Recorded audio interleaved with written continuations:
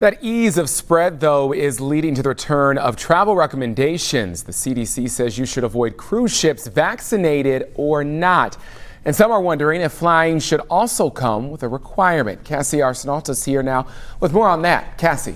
Kyle, this alert comes as 88 ships are under investigation or observation amid that fast-spreading Omicron variant.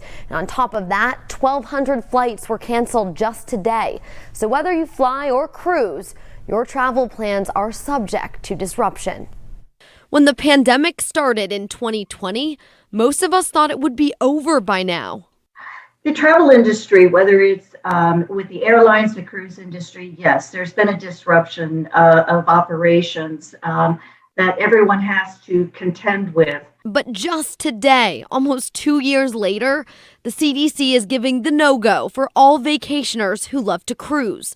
One of those cruisers is Lori Cornwell, who has been on 9 cruises in her lifetime. Through the years, in the last 15 some odd years, we have tried to ramp up to where we were really getting to where we were going to cruise once a year and start chalking off ports of destination as a bucket list. And then COVID hits. Lori's last cruise was in January of 2020, just when the pandemic began to ramp up. She was surprised and disappointed in the CDC's recommendation. People that cruise and understand cruising know where there are hot spots and where there's not. I don't think that the CDC should tell them they can't do it. Lori says she's not ready to go cruising again, but when the numbers come down, she won't hesitate to get back out on the open sea. And up in the air, 1,200 flights were disrupted by Omicron the day before New Year's Eve. Zach Edwards, who's heading to Dallas for the Bearcats game, wasn't nervous about his health. Rather, he was crossing his fingers that he'd make it in time for kickoff.